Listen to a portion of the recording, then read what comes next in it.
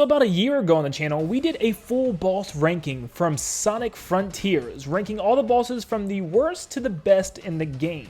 But this time we're taking it a little differently. We're not going through all the bosses in the game, and this time we're changing up the criteria. We're looking at the New Horizons DLC bosses and ranking them from easiest to hardest, because let's face it, everyone on the internet has been talking about how difficult these bosses are, so I tackled them all on, and I am going to give you a ranking from that. For the criteria, it's just going to be all the bosses that take place within this New Horizons DLC, and I fought all of them with Sonic for the most part. There'll be one exception, and you'll see that later on. This includes every single boss in the DLC, even Ghost, as it didn't get an alternate form, but we will be counting it here. And that also includes the Master Trial, including all the 3 giant bosses separately. So there will be a separate ranking for Giganto, Knight, and Wyvern, and it will be based on the brand new perfect parry mechanic as well. So yes, the ranking would change from its original version since it's a lot harder, and that perfect parry was done on normal difficulty. Just getting all that out of the way for you guys ahead of time. So today we're going to have a total of 11 bosses to go over, and yes, before everybody jumps, it is Nintendo Land, but we do cover some games a little outside of Nintendo here and there. Technically it's on the Switch, but I played this on the PS5. I'm a Sonic fanboy too, so we're going to get some Sonic stuff on the channel, of course. But if you enjoyed today's video and want to see more Sonic stuff as well, stop what you're doing, leave a like, and subscribe to stay up to date on all things Sonic or anything else Nintendo in general. But let's jump in to the bosses as we rank them from easiest to hardest. Coming in at number 11 and starting the list as the easiest boss within the DLC is Ghost, which pretty much primarily stays the same as the base game. All this is just a big obstacle course that you have to get through by going around these giant pillars and side looping around them in order to break them. Nothing really changes here in the DLC. I mean, seriously, all you have to do is just keep making your way up a giant tower for one of them, and then the second version is just you going through a giant maze, which I did with Tails, which it just isn't that difficult because you can always refill your rings by doing some quick side loops. All it does is slowly drain the rings from you, which you can easily get back, and then throw these black holes, which drain even more rings, but you can just dodge those altogether. Number 10, we have Supreme, which is the last time we're going to have a boss that plays exactly the same way as the base game. It's the exact same fight. It's really not difficult at all. All you have to do is hold the parry button down when it shoots lasers at you and take out the little robot drones around it, and then you can just deal mass damage to it. It's like a second version of Giganto, which in my opinion doesn't pose as much of a threat in this DLC than Giganto does, which is not great. You can actually take this down extremely fast. I mean, seriously, within like 2 minutes and the boss is done. It's the exact same boss until it enters its phase 2, which will be talked about next. Number 9, we have The End. Now, this is the second version of Supreme, which is the brand new final boss that we got within this New Horizons DLC.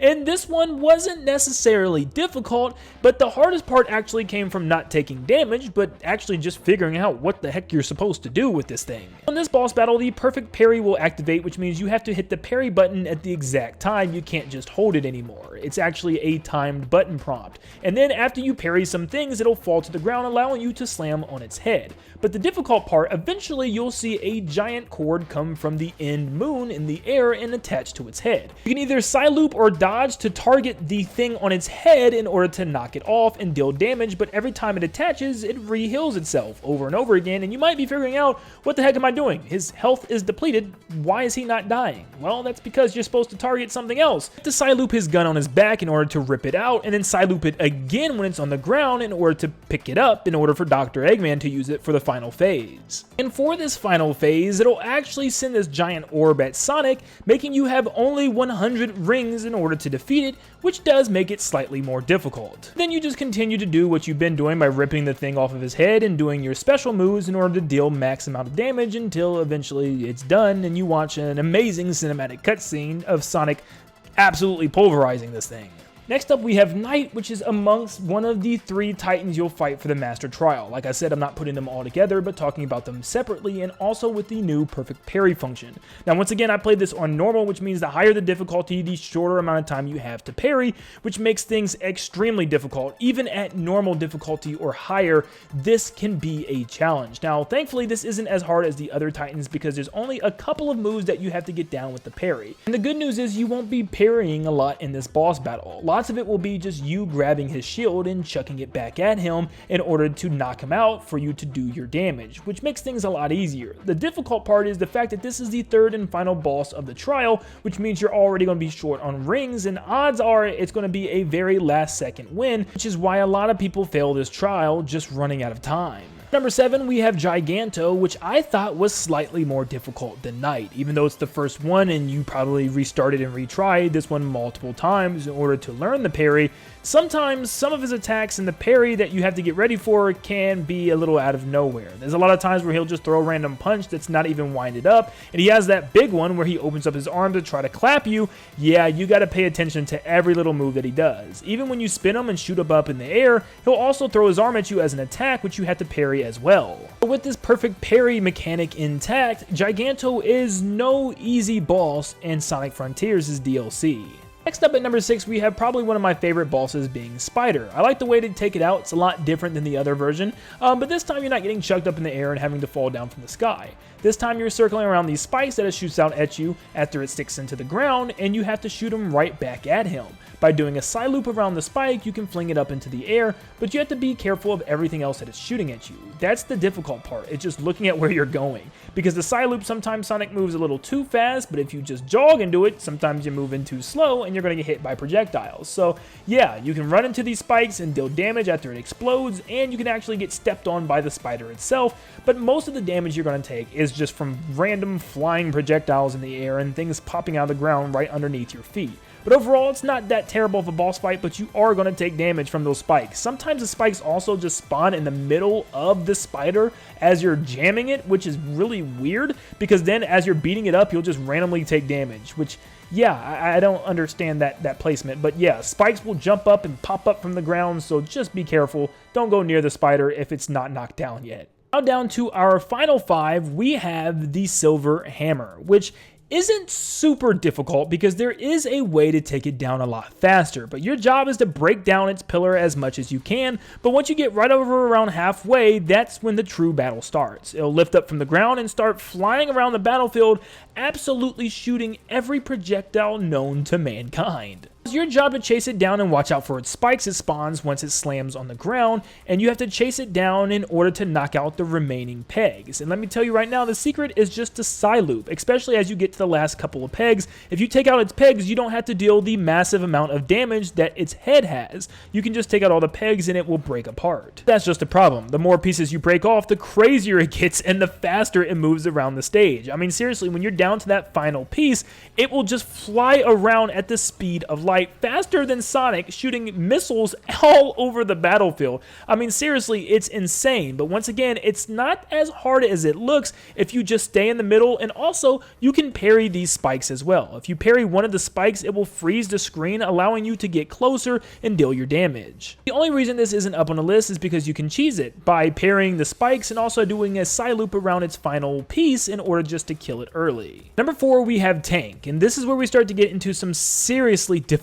boss battles. Tank is a nuisance for sure because of one primary attack, and that's the laser on the front of its body. This laser will track you down to the very final step that you take, meaning no matter how fast you run or how fast you spin dash out of the way, that laser will hit you, and a lot of the times it will stun lock you on the ground, hitting you 2 or 3 times until finally the laser goes away. Yeah, it's pretty unfair. The projectiles really aren't that bad if you just keep running around it or spin dashing around it, but the hardest parts are definitely the laser and the fact that it will spin almost every 2 seconds and not allowing you to get up close to it, because it'll fly up in the air and spin and do all these weird attacks very close, which means you have very limited windows in order to get in and land your attacks. That's why it's best to hurry up and do your side loop as fast as you can in order to get it to spin around in the air and give you a second to land some attacks. Number 3 and number 2 were very close, and they're very much interchangeable. It's really depending on the player, but my first couple of times of fighting Ninja wasn't that bad. Ninja actually got really hard when I went to record this video. For some reason, I was just getting my butt kicked. Ninja has the ability to move extremely fast now. That's one of the new mechanics, but also it can duplicate, and all of its duplications move just as fast as it does, and they can really trap you in combos to the point where it's impossible to stand up at certain times. You can side loop in order to knock it up in the air for a second, but literally it only lasts for a couple of seconds until it gets back up and is ready to fight again.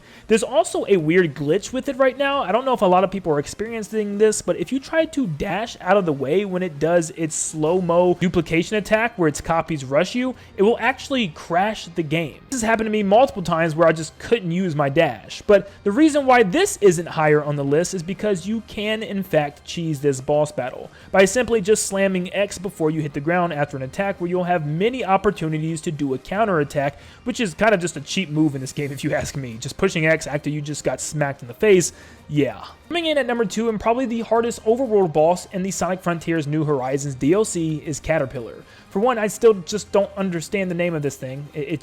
That's not a caterpillar. To me, this boss battle just felt like the most random, most frustrating boss battle in the entire game, because there's just so many random projectiles shooting out of its body, and it doesn't even look like it makes sense. It's just random projectiles shooting out of its shell, which just doesn't look right. It just looks like they just said, hey, let's just have this thing go absolute berserk for no reason. And that's exactly what it's doing. It's running around the stage just covering it in orbs. I mean, there's some attacks that just doesn't even look like it's programmed well, where it will just randomly stop and then chuck like a million orbs at you in like 3 seconds. I don't understand. It's just so weird. There's also an attack where orbs will just fall from the sky, so like if you stop moving for a second, you will take damage. Now you can do a side loop around this boss in order to flip it over and maximize your attacks before it gets back up.